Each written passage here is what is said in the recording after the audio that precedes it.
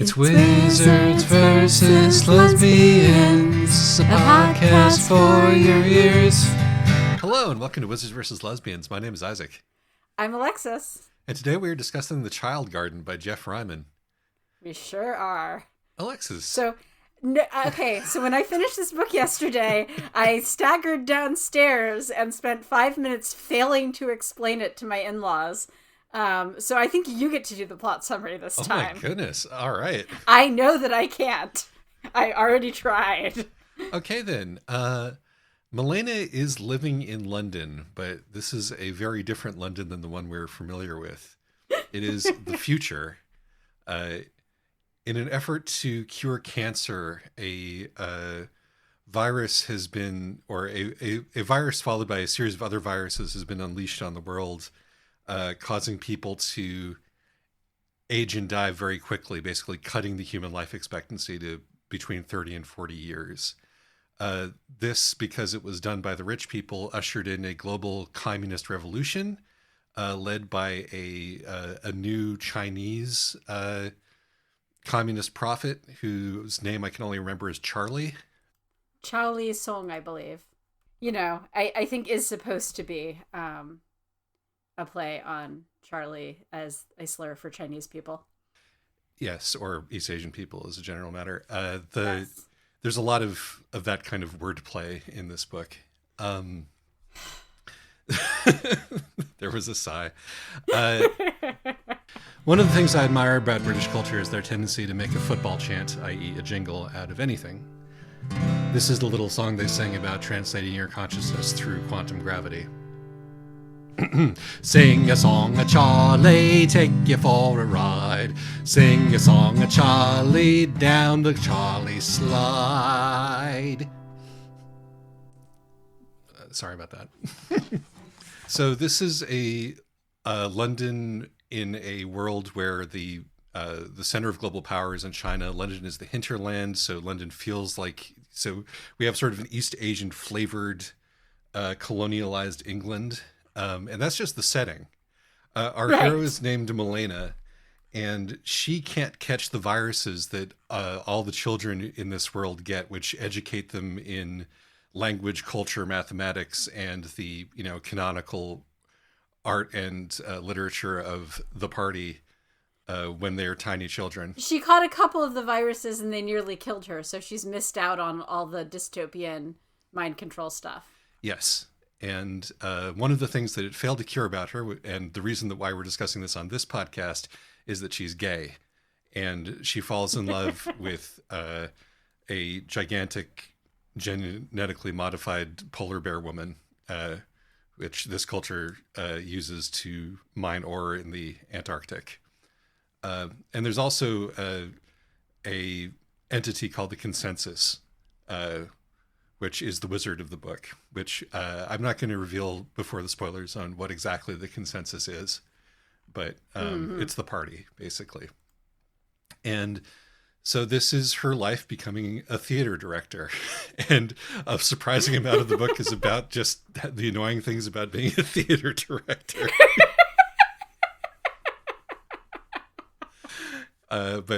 And her doomed love affair with this polar bear. And the various things that happen as a result of that. And so many other things. It's really hard to summarize this very long, very strange book. Yes. Effectively. Honestly, I just pulled up the recommendation master post that recommends this one, and they did a much better job of pitching this than either of us. Yes. They still wanted us to read it. Yes, well, they say, it has the British Wizard Socialist Party, it has lesbians, it has revolution in the form of spitting out the pacifier of immortality, it has a genetically engineered polar bear furry weird little Phantom of the Opera figure who wants to defy expectations and become a singer and composer. So yeah, actually that's your plot summary right there, guys. This is the closest thing that we've read to this is Stars in My Pocket. Yeah, I mean, I guess if I were pitching this with, the disclaimer that I'm really bad at comps, I would say, what if Brave New World, but lesbian furries? Yes, although it's not, I don't think it's as straightforward about its Brave New Worldness as it immediately leads you to believe. That is very true. I think it's interested in undermining that to a certain extent. Also, much longer. So, are there lesbians? Yes. Yes. Are there wizards? Yes. Yes. Do the wizards fight the lesbians? Yes. Oh, yes. This is Wizards versus Lesbians from 1989. Oh, yes. And thus it is important that we discuss it on the podcast for historical completeness, which is one reason why you should read this book. It is a fascinating historical document. Yes. Are there other reasons why you should read this book? It is fascinating? Yes. I don't regret having read it. It is one of those I don't regret having read it, but I didn't enjoy it. But I don't regret having read it. Yes, exactly. It's really one of those. I think there are some beautiful pieces of language in here. Some and some fascinating bits of imagery and like moments. Wonderful set pieces. There's some great moments. Interesting ideas. It has a really profoundly advanced sense of place, which is kind of amazing given how sort of alien the place that it's imagining is in a lot of ways. It does a lot of interesting things, and it definitely has the courage to be weird. 100%. I mean, this book is about the courage to be weird and is in itself a courage to be weird books. I think that if you're interested in science fiction as a way of pushing boundaries, this is worth reading for just if you're interested in it from like a craft perspective, this is worth reading. I agree. Or from I think that basically I appreciate this novel as so many things except for as an enjoyable story to read. But so if you're just looking for an enjoyable story to read, I do not recommend this. But if you're interested in fiction for any other reason, I think I can recommend this. Yes. Why shouldn't you read this book? I read this book over on a 3-leg red-eye flight, and it was the most unpleasant thing about the 3-leg red-eye flight. I had to lie down and cry at one point when I was reading this. I mean, and that may say more about my current sort of fragile mental state than anything else. But this book treads in a lot of extremely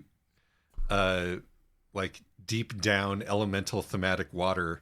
And if you have childhood trauma of any kind, this will probably trigger it because it's really just shooting with a shotgun as far as what particular elements of childhood trauma it wants to evoke. And it got me in the meat. I got hit by most of it, I think.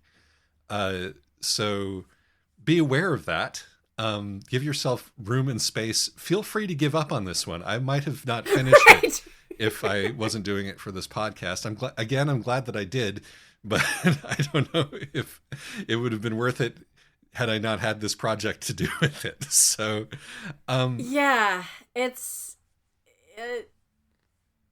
it really does. I would say that this book is emotionally wrenching and yet doesn't provide any catharsis. Yeah, I mean, it's aiming for kind of Utena catharsis. But I don't think it actually achieves that. It really depends on how much you buy a lot of what it's selling. And I buy maybe 20% of what it's selling.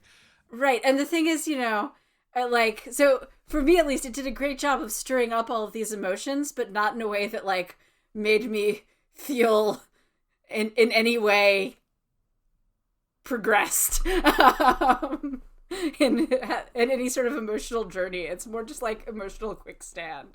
But again, I don't regret having read it. To bring it to a more contemporary political discussion, the ideological payload of this book has been repeated and reified by internet rationalists, by tech people. It's a very interested in distrust of received wisdom, distrust of the culture, move fast and break things. And in keeping with that, it will make a mess of you and then will not do anything about it. And then we'll just be yes, though I will say, one thing I appreciated about this book is that it is a singularity skeptical book, like just, you know, of the value of having any sort of singularity. Mm-hmm. Well, and in a more interesting way than a lot of them do. Yes, I would agree with that. But we can get into that when we get into the meat of it. Content warnings. Oh boy. Homophobia, brainwashing, specifically brainwashing to make somebody not gay, happens on screen. Yep. Cancer, mpreg, death from pregnancy. Yes. All sorts of ways of like damaging people's minds. Child abuse. So much child abuse. Horrible school situations. Inappropriate, I would say expression, realistic expressions of, inappropriate displays of childhood sexuality and very bad adult responses to that. Yep. Infection, disease, illness, mutation, body horror. OCD and various other kinds of neurodivergence. OCD, paranoia, stalking, lots of stuff here which is going to hurt if you have autism or anything related to that. Yeah. Ugh. Really? Did I mention the cancer? Also a lot of stuff that's clearly a stand-in for the AIDS epidemic. Yes, very much so. So yeah. Well, spoilers. Yeah, if you're still with us or you want to hear us talk about this, even though you have no intention of reading it yourself, which frankly I recommend. Although what we have to say from this point on will probably make even less sense in that case. Yeah, let's head off to the spoiler zone, shall we? Let's. Well, it's a dog of a song, just a dog of a song, ambling gently along, with no ill feeling or ill will, but it doesn't know how to end, and it's so hard when you need a friend. Just a dog of a song, but we all sing along, but we all sing along, but spoiler zone. Oh, Rolfa. Oh, poor Rolfa.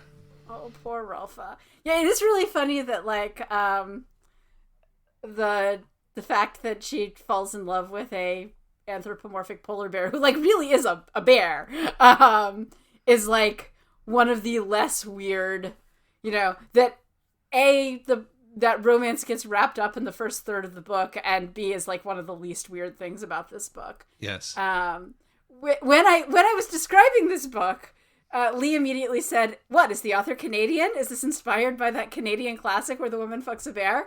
And I looked it up, and in fact, the author is Canadian-born, so maybe. Yes, the author is flitted around the Anglosphere. Yes. But is mostly, I think, English at this point. The details, the author, having written this book, went on to be like an early web designer and design the websites for like the UK government, or be involved in designing the websites for the UK government, which is incredibly funny. And more so if you've read this book. Also that this book won the other award named after John Campbell. Yes. There's a lot. There's a lot going on. Okay, so where do we want to start? I want to start at the end with all the cancer. Okay, let's start. Go for it. Possibly just this is on my mind because my aunt is dying of cancer right now. But it did manage to be kind of funny, actually. Like, way to go for making somebody's dying of cancer funny. The scene where Root is trying to convince her, don't worry, we're going to cure all of your cancers. Everybody is so happy that she has cancer. Yes. And is like, don't worry, we're going to cure all your cancers. And Milena is like, yeah, I don't think that's going to happen. And Milena's right. Milena is right. It is again, like, I mean, and this is... She's being followed by a chorus of people singing her name interspersed with cancer over and over again. Like, I mean, it's 1989. It's AIDS. It is it's AIDS, and it's when it hasn't been that long since AIDS was just referred to as the gay cancer. Yeah, it is the way that she gets every cancer. She gets every single kind of cancer that you can get simultaneously. Which is both like coated with the horror of what having AIDS does to you, and also is extremely funny and is played with that gallows humor that permeates the entire book. It's actually kind of pitch perfect. It is really well handled, I think. Yes, I agree. And the thing is that, it kind of helps that this is happening after you've had a bunch of other horrible viral epidemics and panics. So, I mean, I don't know if the youth of today is going to pick up on how incredibly about AIDS, like the last 2/3 of this book is. It sure is obvious, even it must have been incredibly obvious at the time. Yeah. And it sure is obvious even now to, I think, people who remember that era. Just like there's so many, there's so many weird viruses that are cropping up, and then people panicking, and so yeah. But yes, all the cancers all at once, and this is going to save humanity, because cancer is what this, and specifically Malena. I mean, she doesn't say this, I think, word for word, or if she does, I missed it. But it's clear, we know that Malena has rewritten her genetic code to give herself every single cancer incurably simultaneously, and that she's doing this because she wants to bring back childhood, basically. Yes, that is the revelation that she has. The sort of what communism is doing in this story to bring up the whole communism of it all, and it really at the beginning and of this, it's funny because it's Christian communism. It's explicitly Christian communism. Yes. They say fairly early on that basically they couldn't make communism work in the West because it was godless, but it turns out that if you marry communism with fundamentalist Christianity, you can get it to catch on. Yes. And it's Christian communism that still has money. Yes. Which I think is fairly well observed. Yeah. It's like, oh yes, this is in fact what's going to happen to large parts of the former Soviet Union.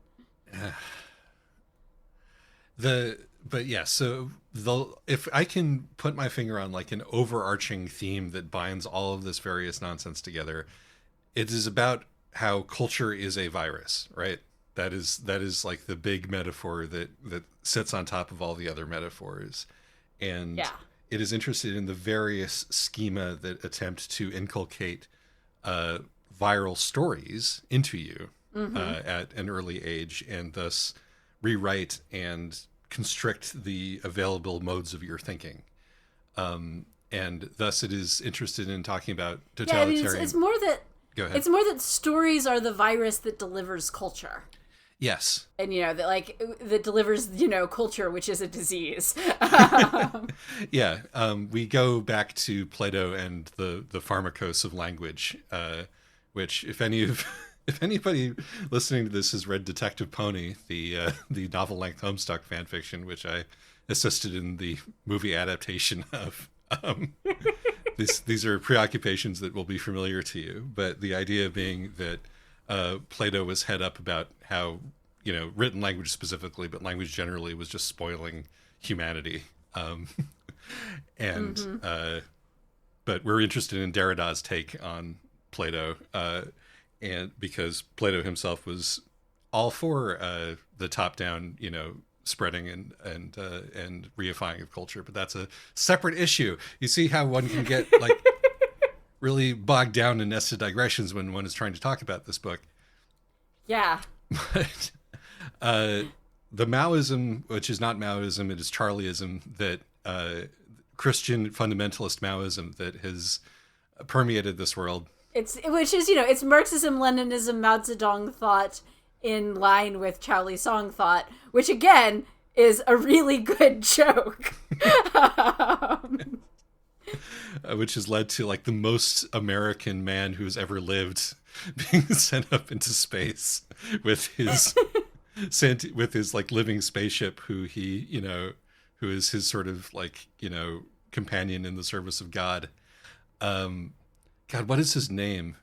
There's so many really good names in this book that just sum up a person, And I'm definitely gonna have to pull up his name. His is one of them. Yeah, the names in this book in general are just great.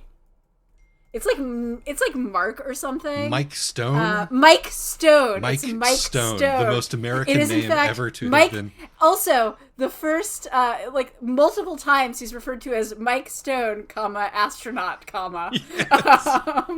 Because that's his thing.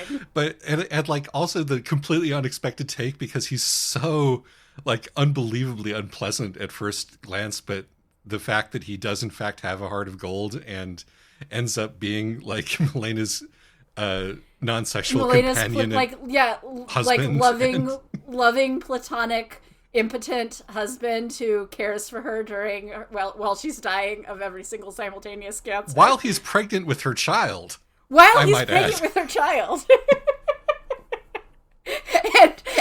And also has, because he loves her so much platonically, he has set up a simulation of her inside his brain to keep her alive, which also includes the sub-simulation of Heather the Marxist, the woman that Melena made up to avoid the mind-reading police.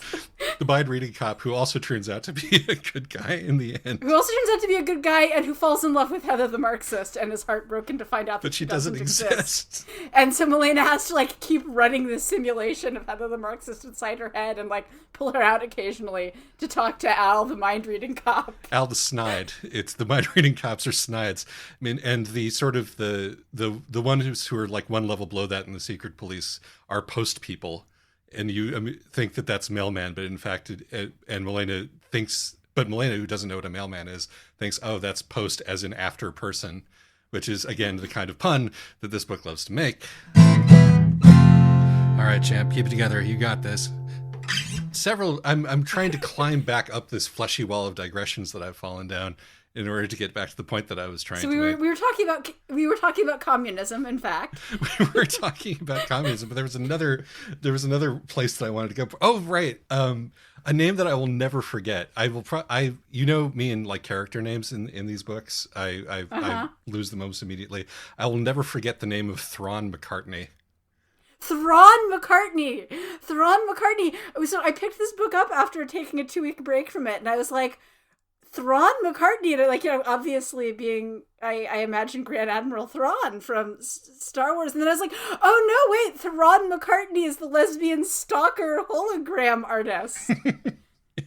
Yes. I love that after Rolfa gets read and brainwashed and is thus no longer lesbian, there are basically 2 lesbians left in the world.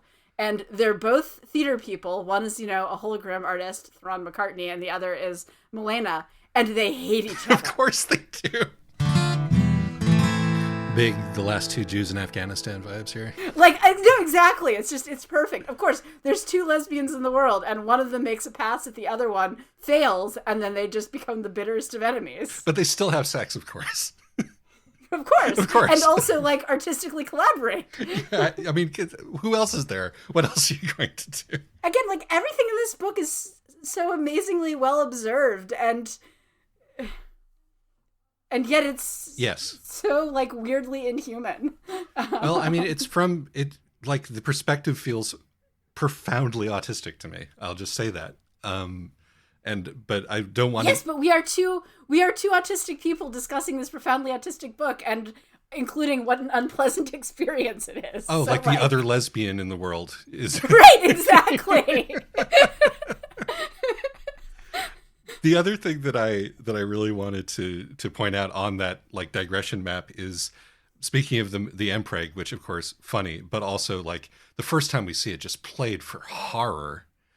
No, it's so horrifying. There's I listed Empreg, but also separately pregnancy trauma as a separate content warning. Yeah. This book is like gender swapped. It is doing this in a way that is like profoundly, remarkably less lazy than one that it usually is. It's like, this is a book about like gay English theater queens dying of AIDS. Yes. But everybody's gender swapped. But everybody's gender swapped. But if we're going to do that, we're doing it whole hog. The poor fag hag who's willing to have the companionate marriage with the dude and gets pregnant is going to be a man, and she's going to be Mike Stone astronaut. God damn it. Right. and the other person who again, who gets pregnant, it's like, it really gets into the horrible just body horror of pregnancy. Like, we're interested in how, I mean, particularly given the technological state that the world is in. The other great thing about this is how the technological state of this world changes immediately, like so vastly over the course of Melena's short life, which is extremely China. Like, that's the other thing that sort of redeems this from a couple of the things that could, if you are just trying to explain it, make it sound awful, is that like, this person is clearly really, really interested in East Asia. We're not like, projecting a paranoid idea about it. Apparently, like the book that this author did beforehand was a parable about a 13th century Cambodian king, played against contemporary Cambodian politics. But like, yeah, the funny thing is, like, this book has a lot to say about, it's more about like the Western perception of China. Absolutely.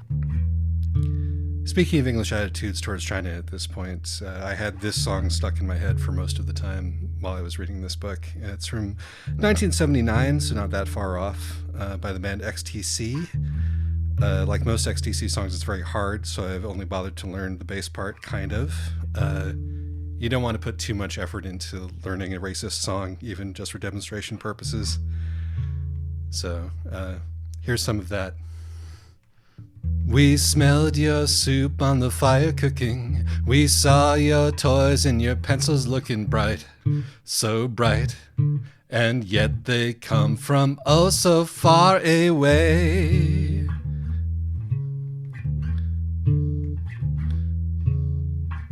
We heard your flags and your banners flapping. We felt the air from your hands all clapping. Time, in time, I'm sure your time is not so far away.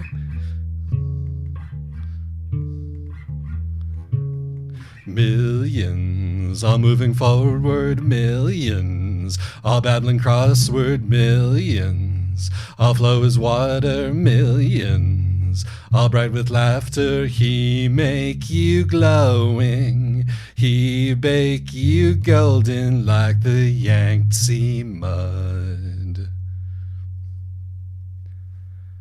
Then the fourth verse is, I saw you asking for Western thinking. I say it's poison that you'll be drinking. Stay as east, as far away as dreams will let you be. This is, among so many other things, a book about Orientalism, including, like, the Orientalism of how the West also was looking at, like, Czechoslovakia at the time. It is important to note that that is where Milena is from. She is she's a refugee from benighted Czechoslovakia into the enlightened communist state of London. But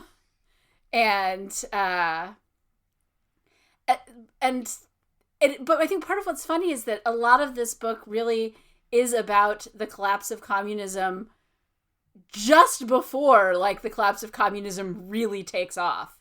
Like, this is clearly somebody who's interested. This is a story that's really interested in what communism looks like right at the point where you really can't sort of defend it anymore. Yes, the viruses are mutating. They continue to mutate. The culture is like dying is collapsing in so many different ways. Basically, of ideological inbreeding is what's happening. Of ideological inbreeding, but also because the viruses also work as a symbol for Western influences that are being smuggled in. Like, there's all of these under the table viruses, and they're doing all these amazing things, but they're also killing people. Yeah, it's remarkable. This book is so good and it's so unpleasant. Like, I think this book is a classic, and also I can't, like, in good conscience recommend it to people. But I guess, this is interesting. Maybe this is on my mind because somebody wrote into Tumblr to ask what you mean by overdetermined. And this is a really good example of how everything is carrying multiple metaphorical weight, but it doesn't actually feel overdetermined most of the time. I mean, if you're going to do that, you have to make your world as complex as the metaphors, which a lot of people fail to do. Because it's very, very difficult. This world is as complex as the metaphors that it's slinging. Yeah. And the world feels huge and it feels real. And also it feels like horrible and overwhelming at all times, which is part of the autistic feeling of this book. Yeah. And again, speaking of Delaney, like, it is remarkable by weight and by length how much of this incredibly complicated and ambitious science fiction narrative that ends up being about, like, the time-space god that reifies and creates itself, and, the god mushroom, and, like, rejecting human instrumentality, and all of the political stuff we've already talked about. But, like, most of this book by weight is about horribly awkward social situations. Especially, and also, like, theater group infighting and, like, cattiness. And, like, the guy who won't return your book that he borrowed. Right. The guy who won't return the very important book who keeps making up excuses for why. That whole sequence, you have to bring in the mind reading, like, Stasi agent to get him to admit that he lost to break through his mental block so that he can find the book and give it back to you. And also, stuff like, I need, my shoes don't fit. Where am I going to find a better pair of shoes? Well, you can go sneak into the old theater and see if anybody's left some, old shoes there. Yeah, no, I mean, this is the thing that makes it all hang together and work to the extent that it hangs together and works, is this feeling of the mundane. Also, the fantastic is, hanging out with somebody who she can tell you're a lesbian, but you don't know that she's a lesbian. And so you don't know that you're on a date, but she thinks it's a date. And all of her friends are clear that it's a date, and they also think that you're really kind of weird and awkward. Oh God, the dinner with the bears is like, that's a Delaney class dinner party right there. Yeah. Yes, that is. No, I was thinking of earlier when Rolfa takes her drinking with all of her, like, weird immortal friends. Yes. There's also a bunch of old people from right before the virus has really fucked things up who are still from, like, 1960s England hanging around, yes. Right, but just the whole thing, like, being cockney at each other. The whole scene where Milena is going and, she's wearing her gloves and her parasol because she's an actress, and among other things, we've solved hunger by giving people purple chlorophyll, but, she can't be purple because she's an actress, and so she's wearing her gloves and parasol, and thus all of her polar bear crush friends think that, who are basically, like, retired and fringe theater people, as opposed to Milena, who's, like, national theater people. Yeah. And so, of course, they think she's incredibly stuck up and awful with her parasol and her gloves. And she doesn't even, and poor Milena doesn't even realize that she's on a date. This also gives us the incredibly misleading cover image of this book, or at least of the edition that I have, where yes, of the Small Beer Press edition. Small Beer Press, who I love because, among other things, they, back when they really existed as more than just a distributor, because they were willing to dig up these out of print, incredibly weird classics and reprint them, but also, I do kind of want to scream at them for what they did with the cover here, because this is the most misleading cover I've ever seen in my life. It's just a person of an uncertain age, and because this book is called The Child Garden, we assume that she's a little girl walking with a little parasol walking next to an anthropomorphic bear, and it's like, aw. And it's this cute, like, sketchy, scribbly style with watercolors. It's like, no. That's not what is occurring here. Then again, I'm not sure it's possible to have a cover that, like, serves as an appropriate warning for this book. I've seen another cover that makes it look like a 90s, like, cyberpunk, which honestly in some ways is worse. Yeah. Right. Like, honestly, I think maybe the cute girl and bear, I think this is going to be some sort of weird, science fiction-y take on Winnie the Pooh. In some ways, maybe that's better. Right, because, like, it kind of is, right? Like, it is all about, among so many other things, uncovering your childhood trauma. And so, sure, why not have the cute, childish watercolor? Yes. Scribble. Okay, we've been completely swallowed. We're inside the god mushroom. There's no climbing out of this pit. It's just digressions from here on in. What's that in the distance? Communism? It is interesting to me that it feels like the animating principle, and now we finally get back to what I was talking about the communism, which is the actual plot that takes us from the beginning of the book all the way to the end is that Milena wants to, having lost her own childhood due to, CPTSD memory loss, and then, being able to retrieve it later, wants to bring childhood back to the world, which on some unconscious level, which is why she's given herself cancer, and which is why she's going to feed herself to the God machine as a sort of a bomb. This is also very Homestuck. Never mind, we're fucked. Yeah, I wasn't even gonna complain about you resetting the Homestuck counter on this one because, like, honestly, that's fair. It is, unfortunately. The comparison is a fair one. And what's the bomb that destroys the God machine called in Homestuck exactly? The tumor? Yes. No, must stay on topic. Yeah. This also reminded me of what's it? All Good Children, the weird one with the birds. With the birds and the teen summer camp of, like, turning the whole thing of turning a young woman into a bomb, basically, to destroy the hive mind. Turning a young lesbian into a bomb to destroy the hive mind. Mm-hmm. Also the fact that, to go back to the Homestuck, which makes me wonder, I wonder if Andrew Hussey has actually read this book, because the God machine, like, having created itself from the very beginning of time to the end, and its inevitability thereby is also extremely Homestuck. But, there are similar, threads that exist in the culture. But anyway, she wants to bring childhood back.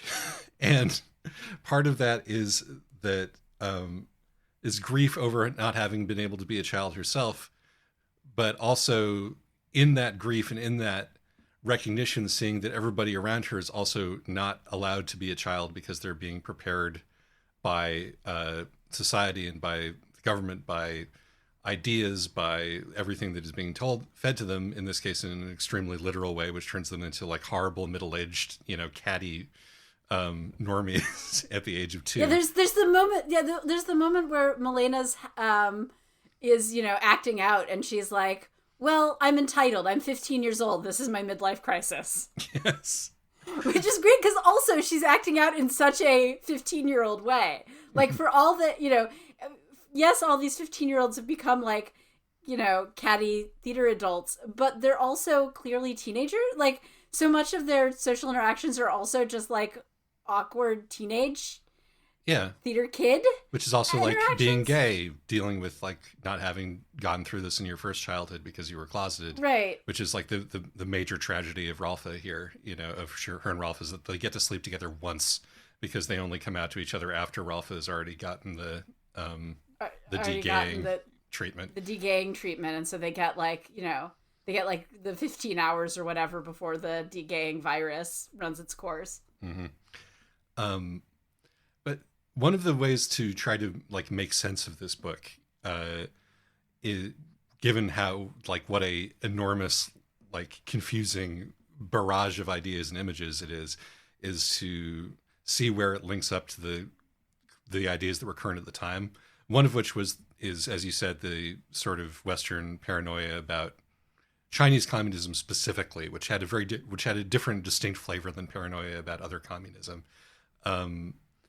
And one of which is this sort of the beginning of the idea of childhood trauma and repressed childhood memories, which is roughly contemporaneous with the satanic panic stuff, and is also roughly contemporaneous with the cultural ascendancy of primal scream therapy, which is, like, the entire early discography of Tears for Fears of Everybody Wants to Be a Girl fame is all them getting incredibly excited about primal scream therapy and the idea of like recapturing, you know, a childhood that was lost through these pains and traumas, and thus becoming a more authentic and less, you know, damaged human being.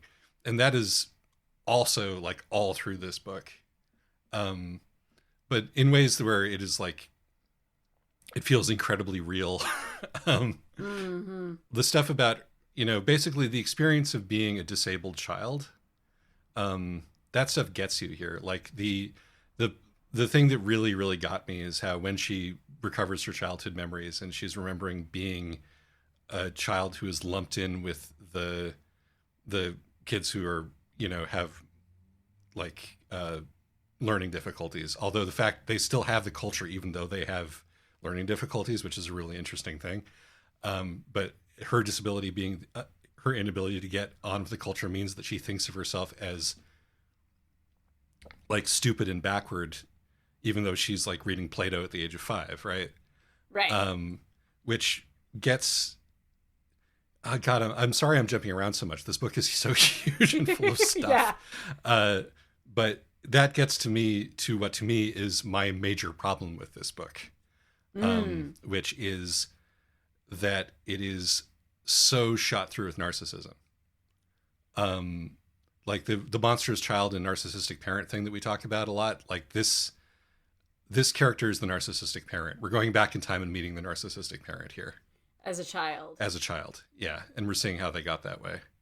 Because even though she does, like, even the book is aware of it, like it's smart enough to call it out. It's smart enough to be like, you know, oh, part of my megalomania is that I think that I'm responsible for the pain of everybody around me, which is something that Milena says to herself in so many words.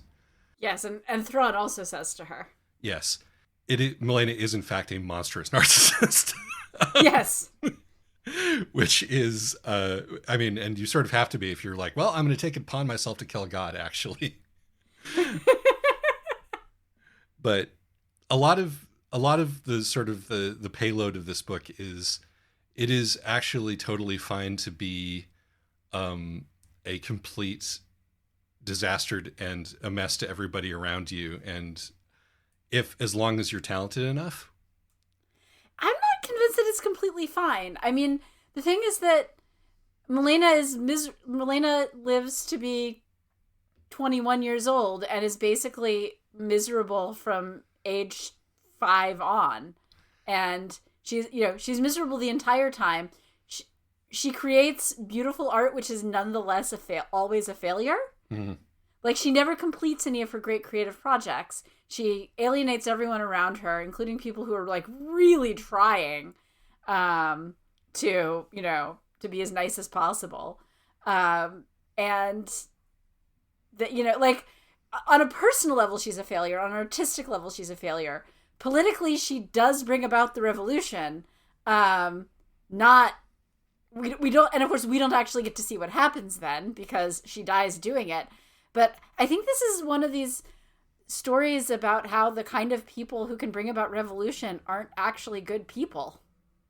Yeah, no, you're absolutely right. Like, when I say that, it's a problem that I have with the story, like, clearly it is aware of what it is doing here for reasons that we both pointed out. But it's definitely one of the things that makes it an unpleasant read. It is, you're just marinating in her at all times, right? And that is one of the reasons why it makes it very difficult to buy the ending and why the catharsis doesn't take place. Yeah. To get back to, what you were saying at the beginning is that, this revolution that is posited here, which is, when I said it was Utena-like, it's like we're ascending on a beam of gay light while smashing the world's shell. The prince's castle is dissolving, around us, letting go of all of the ghosts of all of these, trapped, traumatized, queer, basically, children. And I'm like, this feels so much like a self-justifying narrative after a life of being a complete psycho to everybody around you, with Thrawn McCartney being the mirror in which she sees herself, basically. Hence the mirrored contact lenses. Yes, exactly. That it's like, you know. Also, I gotta say, Thrawn McCartney, the fact that she first shows up like in Melena's toilet, being like, you know, you have to piss on me now, as like the first bullet in her psychological war. Ugh. But yeah, the Thrawn McCartney is such a fucking great character. She's amazing. I think honestly, like, she is definitely part of what makes Melena work as a character, because otherwise I would feel much more pressure from the narrative to like Melena. Yes. Or at least, or I would feel like the narrative wants me to like and approve of Melena. And seeing her, you know, her dynamic with Thrawn, where Thrawn is so completely unpleasant and Melena really is her mirror, does a very good job of popping that bubble. But yeah, no, I think you're right that because you are marinating in how unpleasant this person is, and because, you know, I'm not convinced that any revolution, any future that Melena can bring about is necessarily going to be a good one, given how she's conducted the rest of her life and creative projects. Yes. That it makes the ending go, well, okay, yes, something has changed, but the system was already breaking down. Like, the system was already the result of one total revolution. You know, at least one total revolution. Yeah, but like the thing is that system was already breaking down. Like, we've had 2 waves of horrible viruses. And I mean, for that matter, also, Melena has done everything she can to bring back childhood, and everyone is still committed to not giving that. So, like, she's brought about the revolution, but I'm not sure that her goal of bringing back childhood is actually going to succeed. She has destroyed the consensus, the giant god monster, which was the thing that was reading people, but that doesn't get rid of the viruses. It doesn't get rid of the viruses. Also, it doesn't get. The thing is, the consensus and even the viruses aren't really why we've done away with childhood. We've done away with childhood because we wanted to. Yeah, we've done away with childhood because child labor is really good from a capitalist perspective, from a communist perspective. Yeah, from a capitalist or a communist, just from a human perspective. Yeah. You know, from a you don't love, like, child labor is really good from a human perspective, Alexa. I know, but like the thing is that you know, it's everyone can see the appeal so long as they don't, you know, so long as it's not their children making the sacrifice. But honestly, even if it is their children making the sacrifice, I mean, we're seeing this now with yet another push to overturn child labor laws. Yes, absolutely. Absolutely. So, you know, it's, I think wanting to be cruel to children is actually, unfortunately, a universal human thing. And, you know, a thing that we have to just struggle against. I think it exists alongside the desire to care for children. Let's just sit there with that one for a second. Man. And Melena, who doesn't actually like children either. Yes. She's trying to bring back childhood, and she's having her own child, and she does not like children. It is probably for the best that she is not going to grow to live to be that child's mother, honestly. Right? You know, let that child figure it out.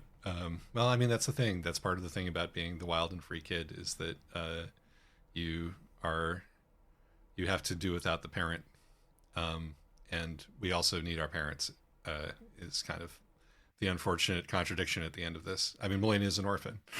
Yeah. Of course, you know, the kid will still, assuming he survives labor, the kid will still have Mike Stone, astronaut, and his mental simulation of Melena. Not to mention the queer found family that Melena is leaving behind, including the bees. To sing their cancer song. Their hyper-empathic cancer song. And Piper, who thinks he's a dog. There's a lot of furries in this book. Yeah, again, super, super autistic. We were thinking about animals.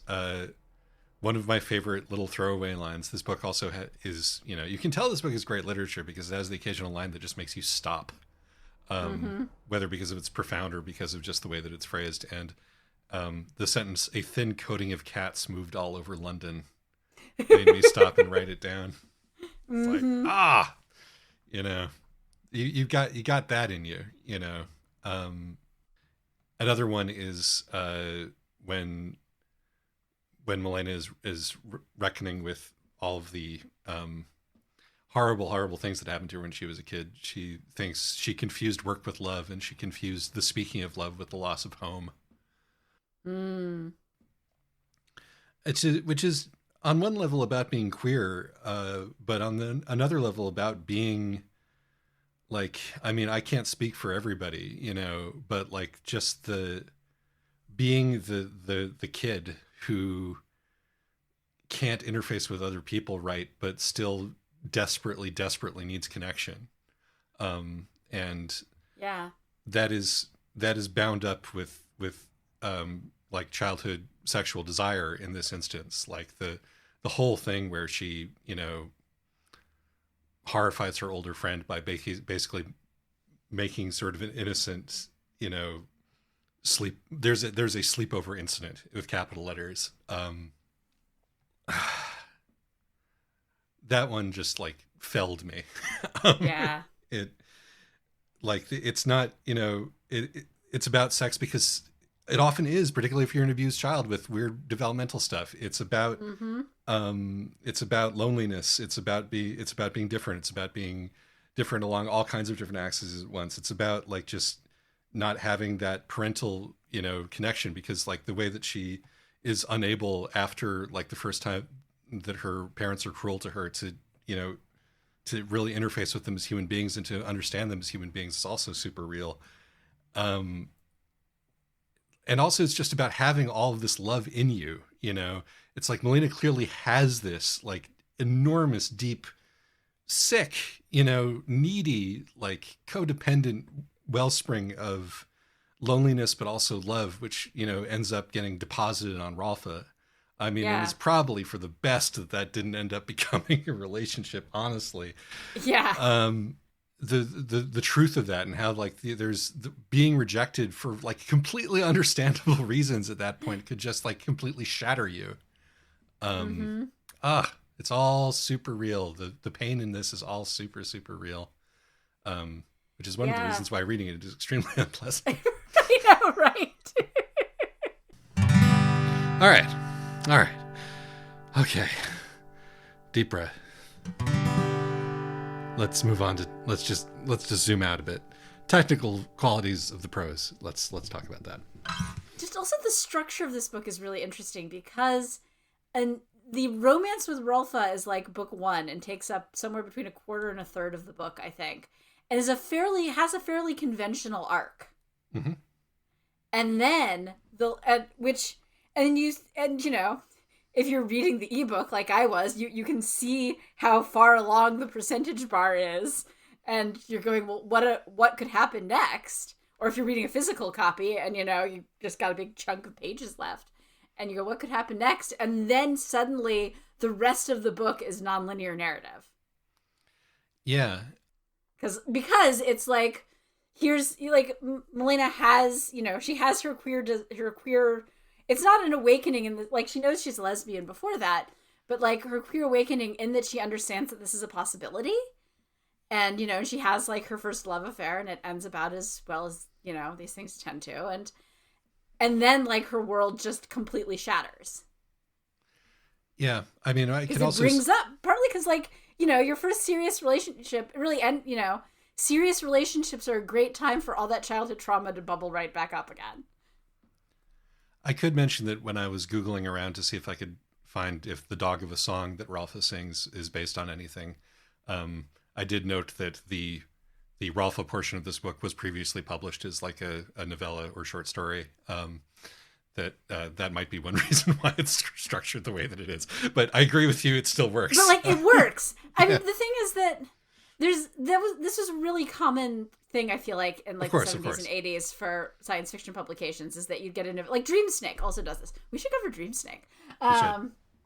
Anyway, like Dream Snake started out as a novella. So did Rokinen's World. Or that one I think may have started out as a short story and then became a very short novel. But but the thing is that they get integrated in different ways. Like in Rokinen's World, it's a completely separate story that basically serves as a prologue and framing, kind of way of setting the framework and expectations of the story. Yeah. And in Dream Snake, it's actually very well integrated. It's, it starts out, it's basically setting up the quest. Mm-hmm. And in this one, it feels just the way in which, for one thing, you didn't have to immediately after that switch to nonlinear storytelling, jumping all around. But the fact that, that this is the breaking point, at which point, Milena just completely shatters, I think is a good decision for how you're going to integrate what, is a functional standalone story into a much longer novel. Agreed. It also works on just the level of drawing a reader in to what, even given how weird everything is and how weird the setting is, what is a relatively conventional narrative. Yes, right. Because at that point you're a third of the way in, and so you've had a chance to get invested in the setting. Yes, and the ideas. And then it hits you with the stuff that's much, much harder. And like, we're in space all of a sudden. And I was like, oh, will I lose my ability to give a shit about this because we're in space all of a sudden? Nope. But no, I was not. I did not lose my ability to give a shit about this. I keep coming back to poor Mike Stone. The very first thing that she does is dislocate his shoulder and puke on him. Puke all over him. And apparently that is when he fell in love with her. So I keep imagining like imagining the sort of the real world's inversion of this, where like a theater guy is invited to America to Hollywood to make his vision like visible from space, which is the equivalent of American culture, and meets this woman and immediately just like shits all over her, and she's like, yes, this is the man for me. Well, and the thing is that though, right? I mean, that's a very standard romantic comedy structure right there. Yes. But you so rarely get to see it reversed. It's one of those things where the reflection makes you see it that much more clearly, along with the humorous exaggerations of various elements of it. I guess so these days we also get romantic comedies where, where they meet, where the woman just embarrasses herself. Yes. But usually there's a lot less puke. And like, there are also some like jibes which are, which like make very simple but really difficult to argue with critiques, in amongst all of the higher flown stuff. Like, one of the first things that I was like, okay, I'm absolutely certain that this is a statement that the book is making, is this thing where it's like we're introduced to the consensus, right? It's this God machine that can think in fifth dimensions. Its personality is stored in like gravity, which exists across time. It is inevitable. And you're like, okay, so why is the inevitable God machine? Why is the perfection of Marxist-Leninist thought? Why is the agents of the one true God on earth? Why is it that important to them that you're not gay? What could you being gay possibly threaten this with? How could you being gay possibly threaten God, or, the truth of Marxist-Leninist thought, or the consensus generally? And the answer is because the consensus is in fact much, much more fragile than it pretends to be. And also because, because like authoritarian governments, particularly, whether, any kind of fundamentalist authoritarianism needs to exert arbitrary control. Yes. There's absolutely no reason why Maoism needed to be anti-gay, except that, you have, authoritarianism is predicated on the idea that we can get rid of all the bad things, and, you know, we can make people perfect. And so, and, you know, deviation from the norm, you have to pretend that that's a product of Western decadence or capitalism or communism or, you know, Satan or whatever. But like, you have to get rid of the other. And queerness is a really easy other, as is disability, which is another reason why everyone's so weird to Milena. Oh, very much, yeah. And you know, in places where it is relevant, and even in China, also Jews. But you know, it is just a thing that keeps happening. And yeah, no, it's like one of those, like, you know, very much strikes at the heart moments in all of this, like, flair and flutter and wonderment, because it makes that point very cleanly and clearly, I think. Mm-hmm. Boy. So, what haven't we touched? I mean, there's so much that we haven't touched on, obviously.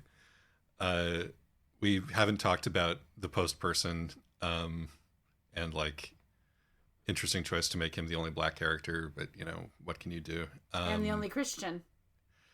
Yeah, the weird...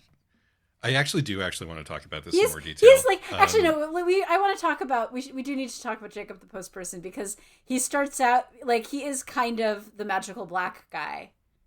Mm-hmm.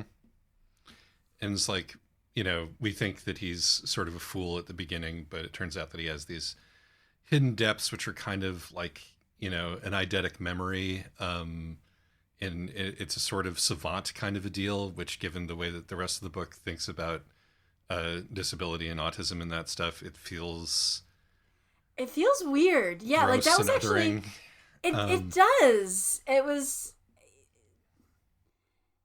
It's funny because, like, you know, he's basically the only person that Milena has, one of the very few people with whom Milena is able to form, like, any sort of lasting positive bond. And it's because he never challenges her. He never asks for anything. He always does what she tells him to do, even when it's literally killing him. Right. And also he is like, he is very much the, you know, quote unquote idiot savant from, and all, like, simultaneously that horrible caricature and the magical, you know, black guide horrible caricature. Yeah. No, 100%. And in a novel that otherwise feels weirdly prescient in some ways, and that one feels very much of its era, like unreconstructed. And if it's a satire, I don't think it's landing. Particularly because, like, the way that he echoes as a symbol through the book, as you point out, is another thing that sat really weirdly with me, is how his crucifix, the symbol of his Christianity, the symbol of basically his innocent and unquestioning faith, is the thing that at the very last Milena opts to use the last of her, you know, living strength to pass on to her kid, basically, to pass on to the people who she's leaving behind, which in concert with the way that there are, like, literal, you know, I mean, fifth dimensional gravity beings, but angels and cherubim in the ending, and that, like, the ending is kind of a rapture sort of a situation. First of all, like, reading that, it felt to me like, oh, we're talking about the viral ideas and stories that are deep in you that you can't be conscious of or get out. And Christianity is deep in you, author of this book. Yeah.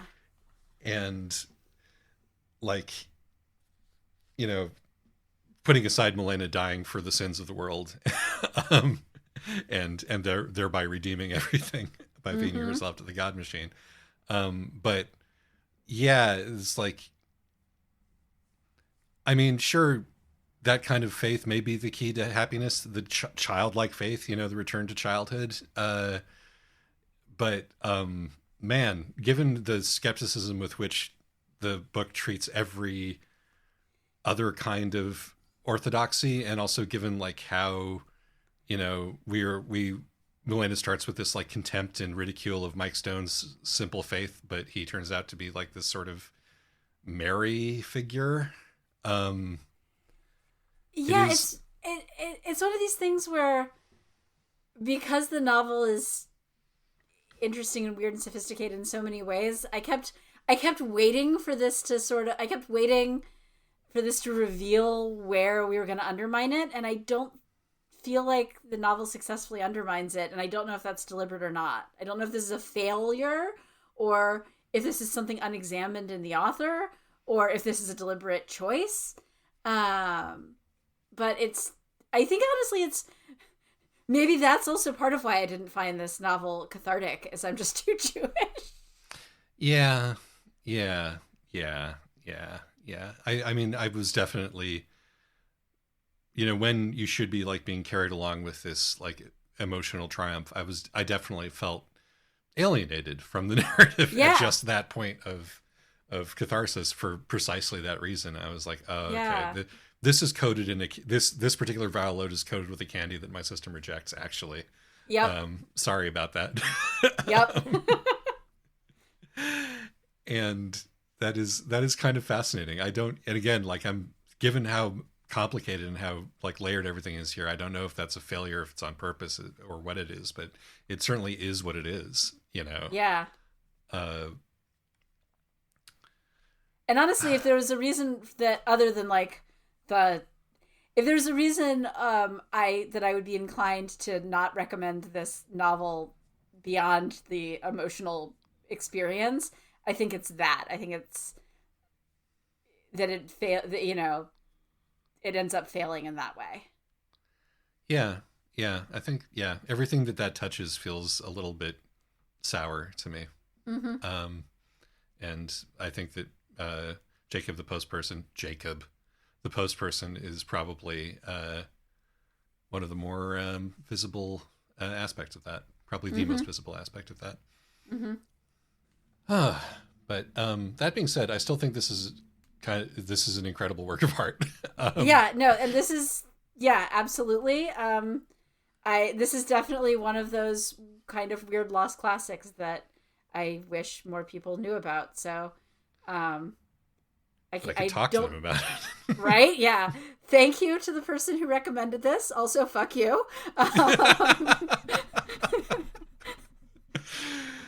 Yeah, 100%. 100%.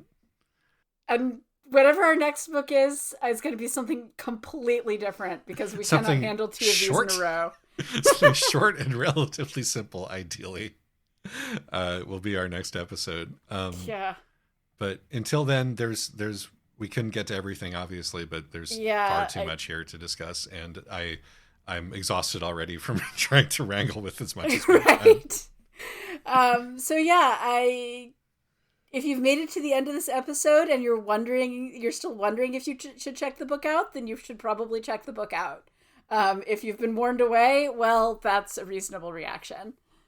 We didn't even talk about the letters that Rolf's mom sends to Milena, which is one of my favorite things. Mom at all, who's one of my favorite characters. Favorite things in the entire book. I know. I love the letters from Rolf's mom. I think we didn't talk about them because they're just sort of fun. They're not attached to anything. It's just nice. Right. It's one of those rare times in the book where we get something nice. Yeah. And who has, yeah. All right. Oh, and it's a mom. There's actually a good mom, or at least a decent mom somewhere stuck mom in this morass. I gotta say, staying friends with your ex's mom is definitely a toxic queer relationship thing to do. 100%. Yeah, that felt super, super real to me. Okay. All right. We gotta stop now. Yeah. All right. Bye, everyone. See y'all next time. Bye-bye.